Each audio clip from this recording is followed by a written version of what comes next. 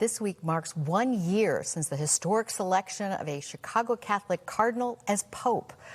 For Chicago Catholics tonight, the most important upcoming decision by Pope Leo XIV will be who he selects as the next Archbishop here to replace Cardinal Blase Cupich. Our investigative reporter Chuck Goudie joining us in studio tonight with some late details. Chuck.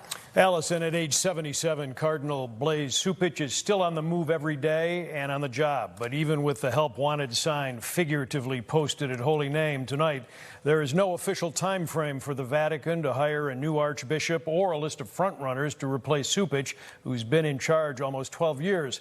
The cardinal himself tells NBC Chicago that he plans to remain until Pope Leo accepts his resignation that was required at age 75.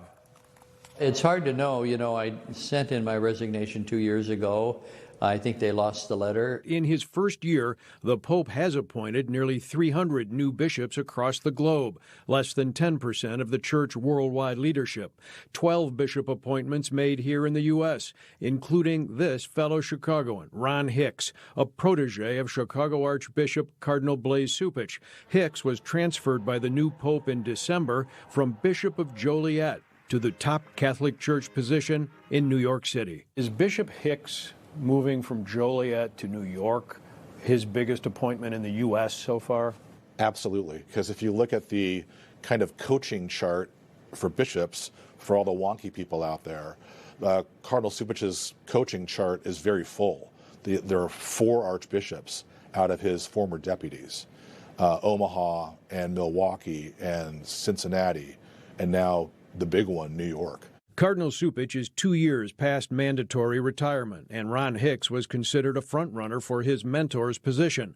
When Cupich's long-pending resignation is accepted, his successor is likely to become Pope Leo's biggest U.S. appointment. It's entirely probable that Cardinal Cupich will have some input about that, and it's quite probable, at least, that to the degree that Cardinal Cupich aligns with Pope Leo on almost everything, we'll certainly get someone I would expect very much like Cardinal Cupich. I've decided that I'm just going to run the race until the end and do all that I can. There are some things I would like to finish up to hand over to my successor, a healthy diocese.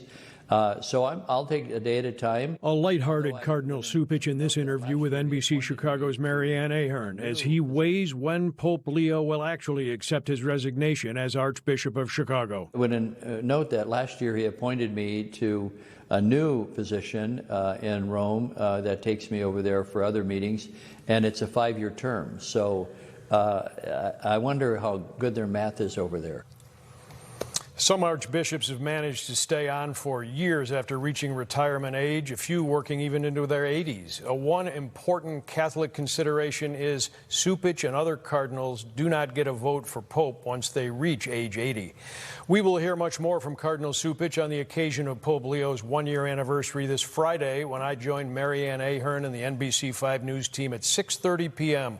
for a special in-depth half hour, Pope Leo, the first year. I love Cardinal Cupich's sense of humor. Great sense of humor, very dry. I'm not sure that money line's going to go over well at the Vatican. But it also shows the close relationship he has with Pope Leo. That's true. And Pope Francis, too. But you know that Cupich is a Cubs fan and the Pope is a White Sox fan. Oh. I want to hear that discussion between the two of them someday. Thank you, Chuck. Look forward to the special on Friday.